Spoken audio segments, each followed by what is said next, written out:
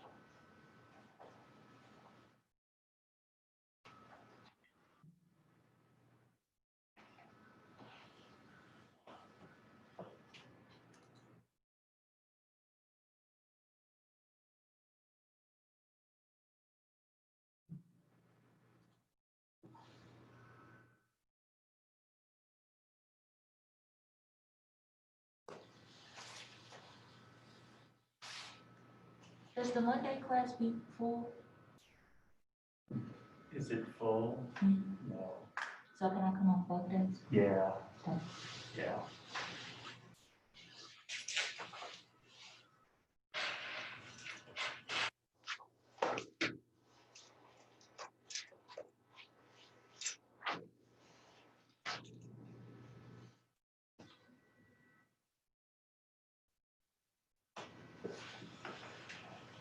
Okay, we'll go ahead and get started.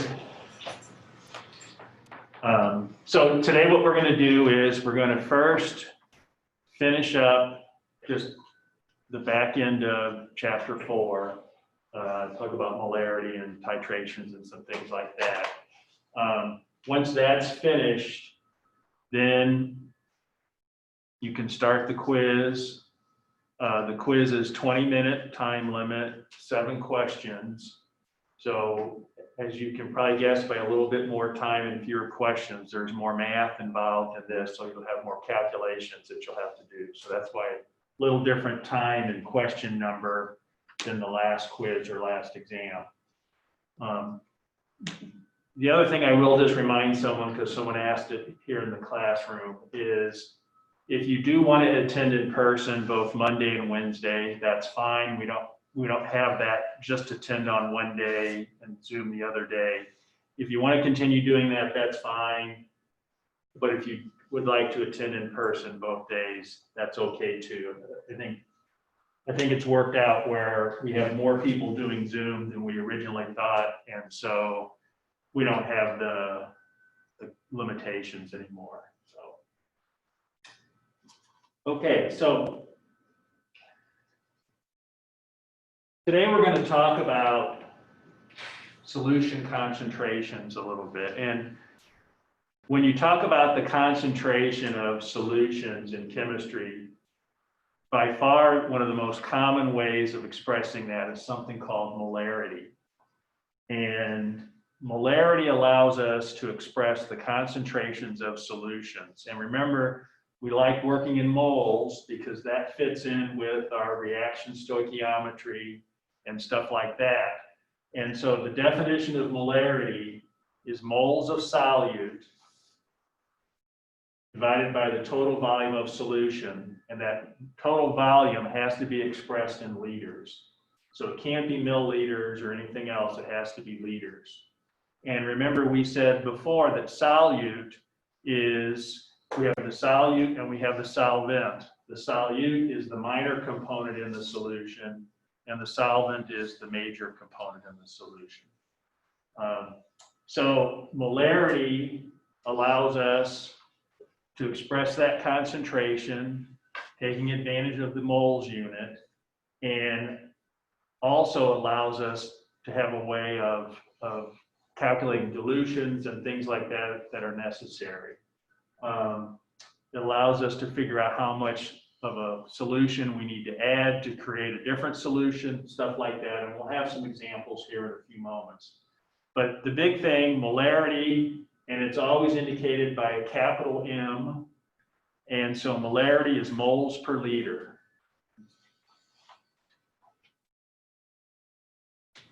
So here's an example of calculating molarity of a solution.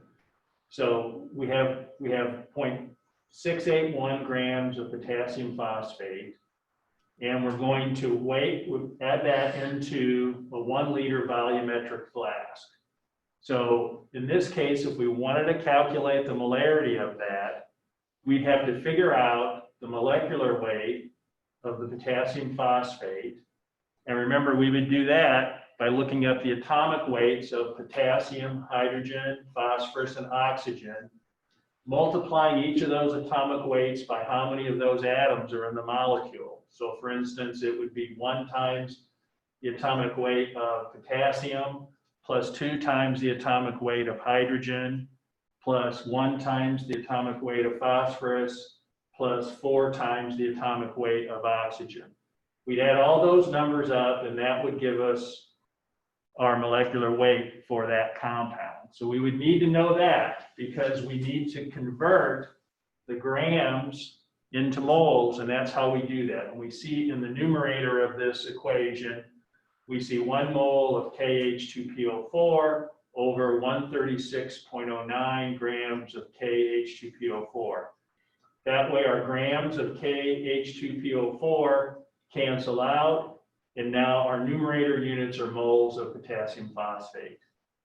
In this case, the denominator, because we said in molarity we want moles per liter, so we had to do a little math to get moles in the numerator. In the denominator, we're already in liters because we said we're in a 1 liter volumetric flask.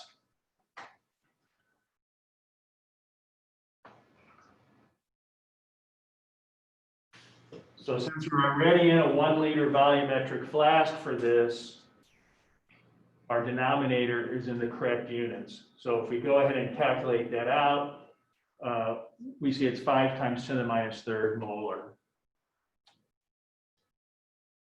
Another thing you can do, so is everyone clear on how you would do this calculation if you start with grams?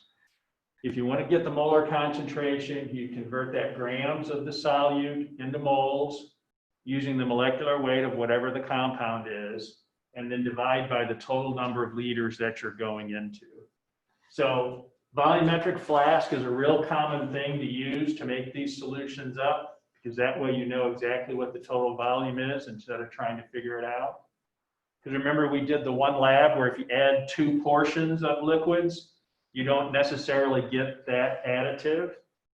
And so that's why volumetric flasks are used. If you go to that total volume, you know what that is.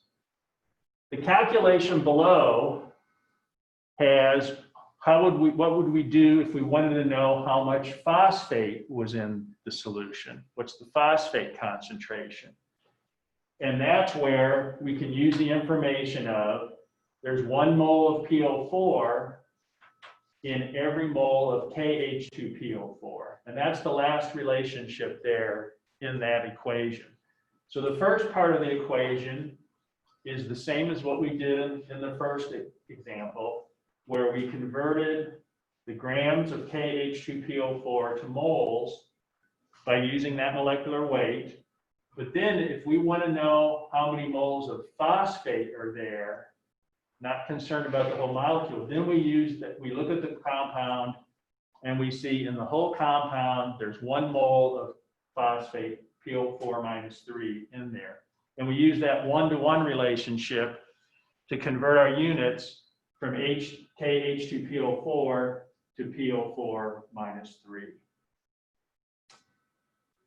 And you would say, well, why would you do something like that? Why do you care if it's KH2PO4 or PO4 minus 3? So phosphate buffers are used quite a bit in my favorite thing, chromatography. And so phosphate buffers, when you make them and you express them, you usually talk about just in terms of the phosphate. You don't worry too much about expressing it with regards to the rest of the counter ions that are there. And so that's one reason why you would do that. There's other reasons as well, but it's fairly common to express it both as the full molecule or also some portion, some ion component of it in the molecule. Because in the buffer example, it's the PO4 that's doing the buffering based on what your pH is. So that's why you're more concerned about that. But the key here, takeaway, is a couple things. Molarity is moles per liter. Okay, always remember that. So your numerator, you need to get it into moles. Your denominator, you need to convert it into liters. You can't have it in milliliters, for instance. Then you need to calculate a molecular weight for whatever the solute is and use that information to change the grams to moles. If you remember all that stuff, you should be in pretty good shape. Okay.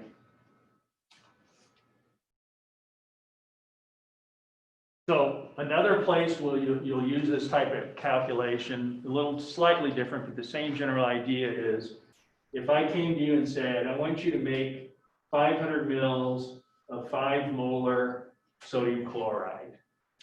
But what you have to do is you would have to say, okay, I want to get my 500 mil volumetric flask out.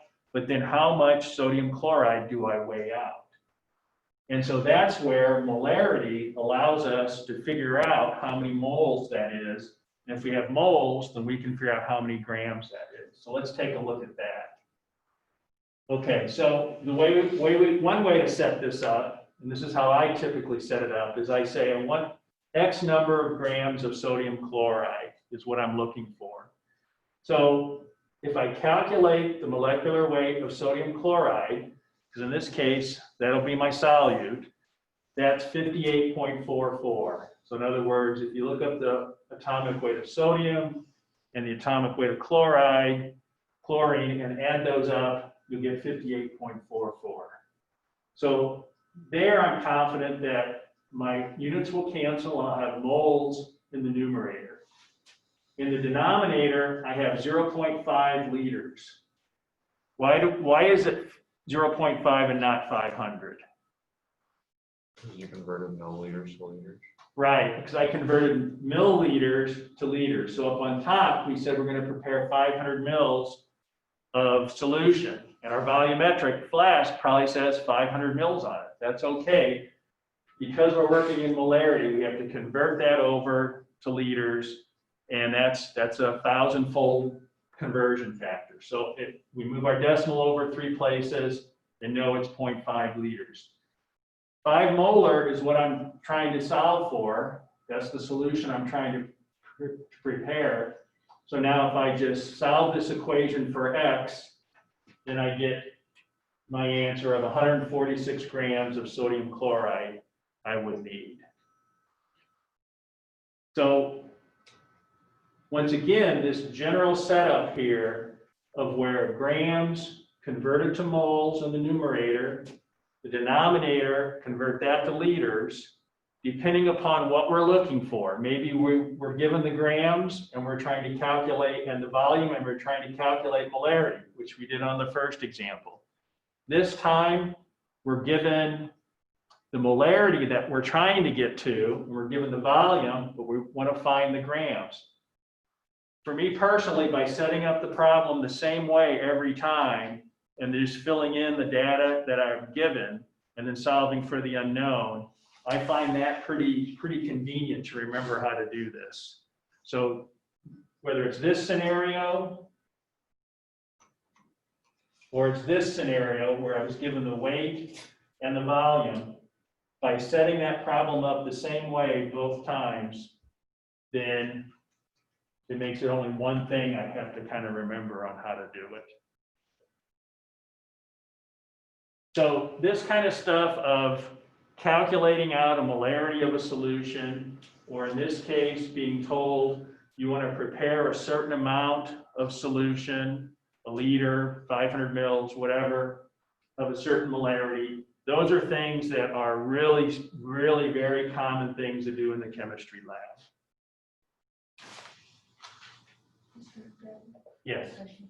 So when you're doing the calculations, where it says 1 mole, are we doing times 1, or are we putting the 6.02 times 10 to the 23rd? Yeah, so the 6.02 times 10 to the 23rd, that's Avogadro's number. So that pertains if you're looking for molecules or something like that. So for moles, we just put times 1. Yeah, so like,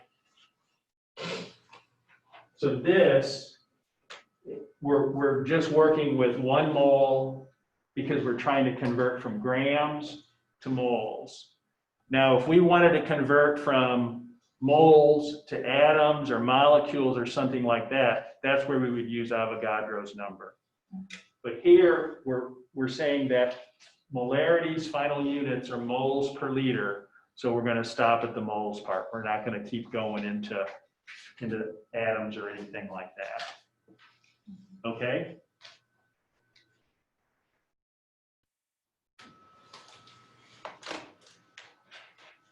So we talked a little bit about the calculation if we want to prepare a solution. Let's just talk for a moment about kind of what I would call the practicality of preparing a solution.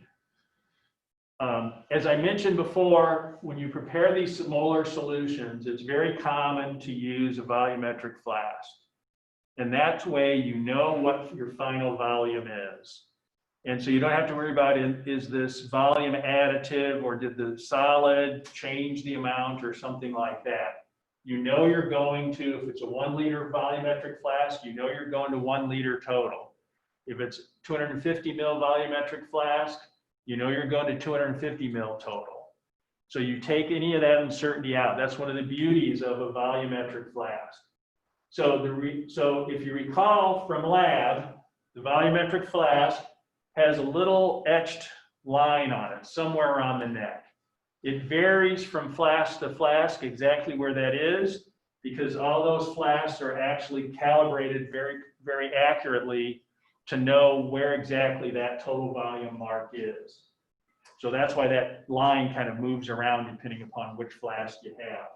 So when you go and prepare a solution, and so you would weigh your material out as they're doing here, and then you would add it into the volumetric flask.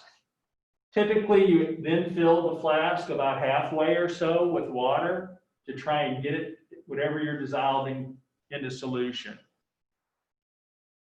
Then you'll add to about 3/4 full.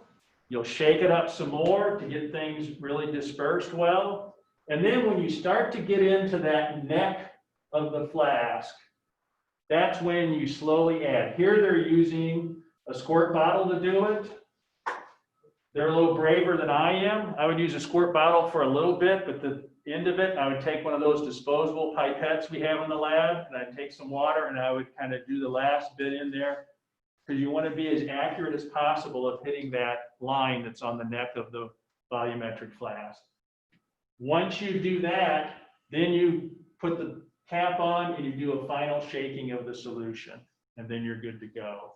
So the key things to remember are, once you've done your calculation to know how many grams of material to weigh out for your solution prep, you put that in, you fill it about halfway with water to get it mostly dissolved, shake it up well, add some more water to get it about 3/4 full, shake it up again well, then start filling up to where it goes into the neck of the volumetric flask. And as you get close to the end, it's probably better to take the disposable pipette and drip the water in slowly at the end to hit that mark. And remember, you're looking for that little line that's etched onto the neck of the flask.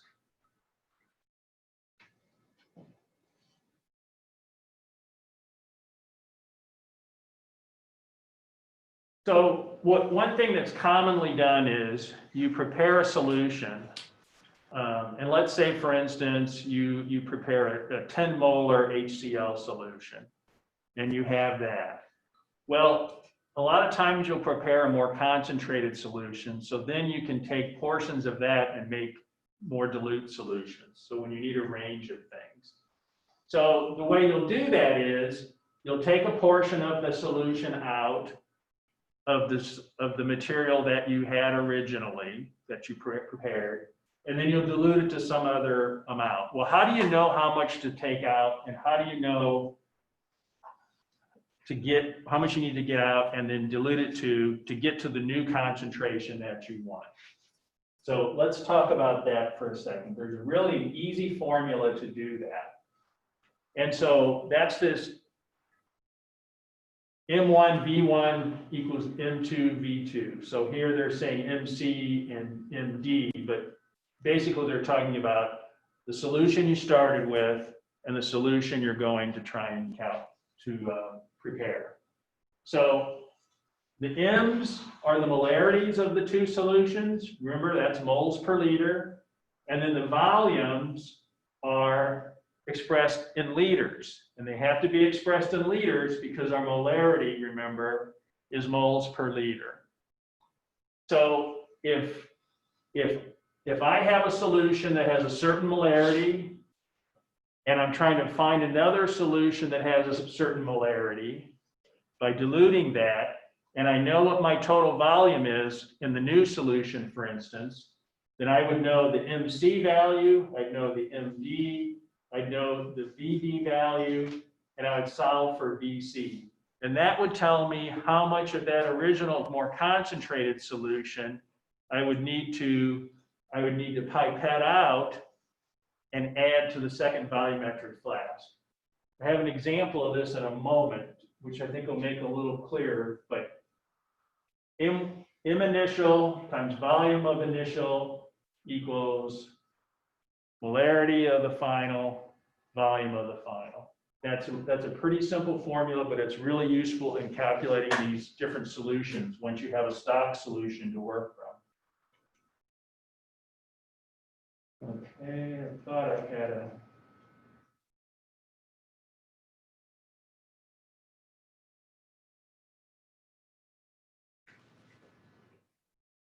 So if we go back to this, I thought I had an example, I guess I don't. If we go back here, we see that we took 25 mils of a 1 molar stock out of this. And we want to go into a 250 mil volumetric. So what would be the concentration of the new solution if I did that? How would I calculate that?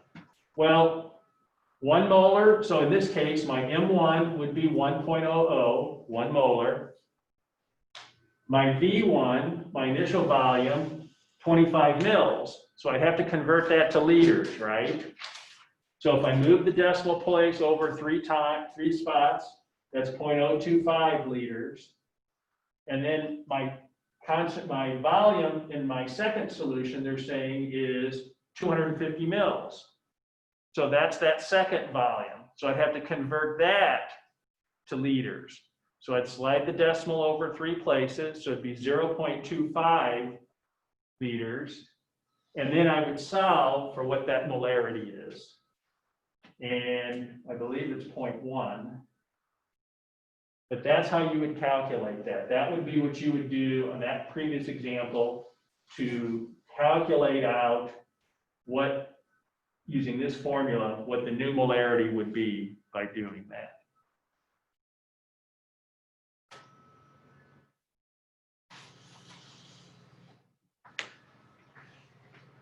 So we've talked a lot about stoichiometry, and we've seen some examples of that where we knew, for instance, if there was 1 mole of phosphate in the potassium phosphate and things like that.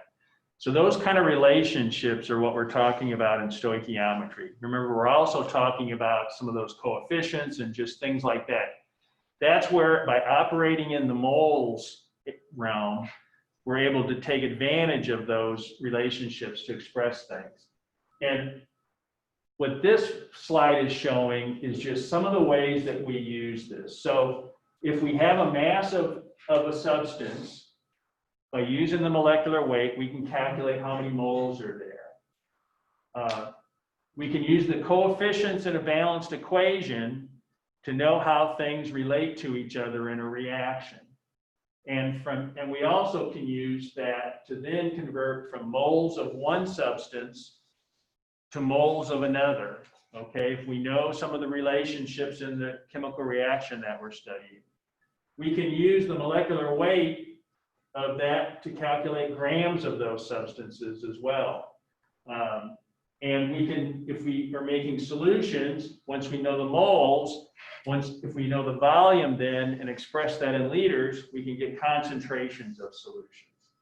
So it's all kind of interrelated. The grams, the moles, the concentration, and what we're able to calculate kind of depends on what information we're given. And we saw some examples of where if we're given the mass of what we're dealing with, and we know what it is, we can use the molecular weight to convert to moles. If we know some final volumes that we're dealing with, we can then convert into molarity and get a concentration. So that's where all this kind of stuff kind of ties in together. Okay, in a couple of weeks, I think it's in 2 weeks, we're going to do something called a titration.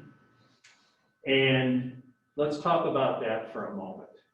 So a titration is a way by mixing two chemicals, and the ones we're going to be doing is a neutralization reaction. And we all remember what that is, because we talked about that the other day. The neutralization reaction is when you combine an acid or base to neutralize the solution. And so a lot of titrations are based on that. There are some other kinds, but we're going to, for now, just talk about that type.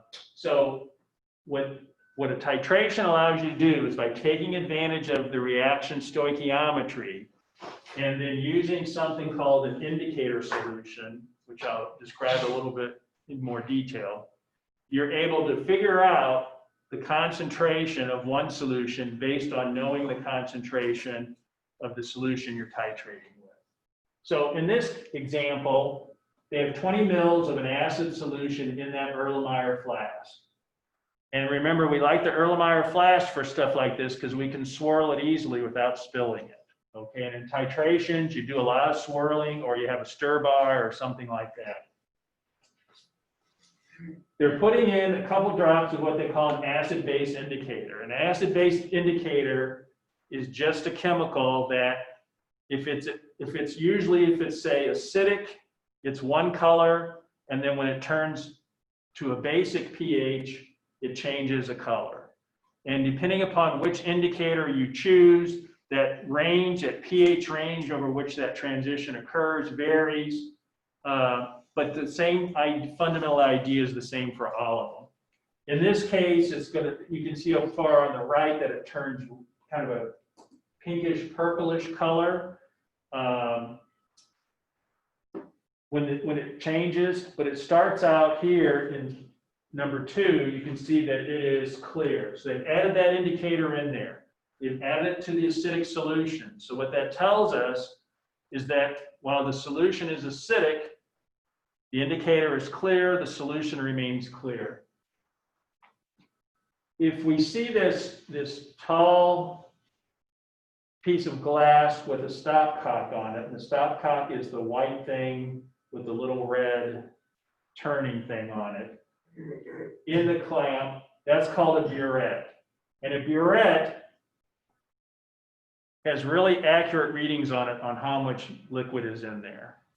So what you're going to do is you fill that up with a sodium hydroxide solution, and it's a sodium hydroxide solution that you've accurately determined what the concentration is. So you'll have a really accurate value for that concentration.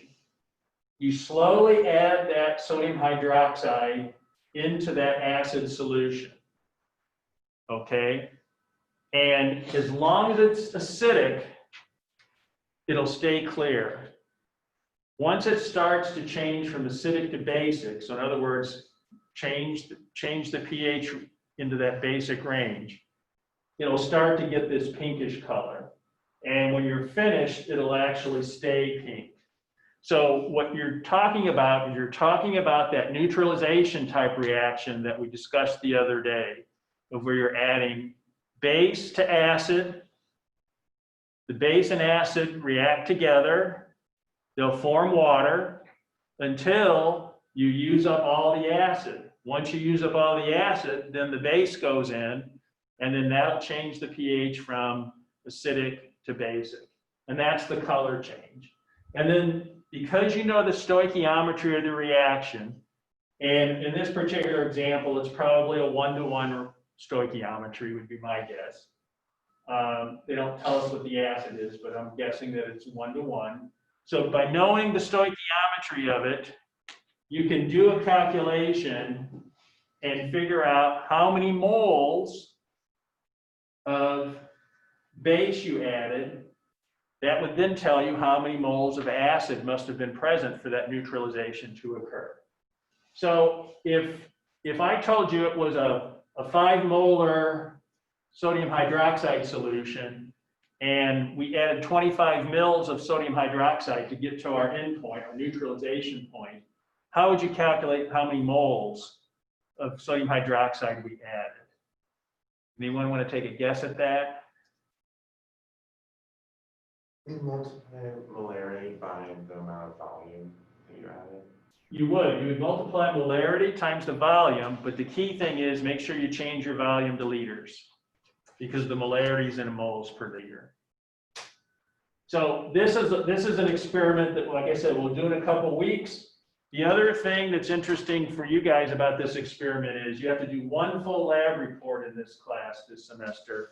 It's on the titration lab. So part of that report will be kind of explaining what a titration is, how it works, what it's used for, things like that. So this is kind of your early warning to be thinking about titration. So this is pretty much what I just described. A couple things I will just highlight is the solution that's the known concentration. So in that example, the sodium hydroxide that's in the burette, that's called your standard solution. And like I said, that's really well characterized. So you know exactly what the concentration is. The other thing is when you get to that where the reaction is complete, that's called the equivalence point. It's also called the end point. Those are the same term. And that is where you see that color change. Okay, so an equivalence point, that end point is the color change. And like I said, depending upon what pH you want it to change at, that's how you select your indicator. And that varies, you know, obviously different chemicals have different change points. So that's the idea behind the titration. Okay, so that's it for this portion. The big thing to remember, molarity is mole per liter. Be able to use that kind of information to calculate some of those other solutions. That's the M1, V1 equals M2, V2 thing. Titrations we're gonna do in lab in a couple of weeks. And so that's where we take advantage of stoichiometry and molarity and all that stuff to do some analysis. Any questions on any of the stuff that we just went over? Okay, if we don't have any questions, then I'm going to sign off on the Zoom, and then you guys are free to start the quiz. Once you're finished with the quiz, you're free to move on. We won't have any more lectures. So that's it.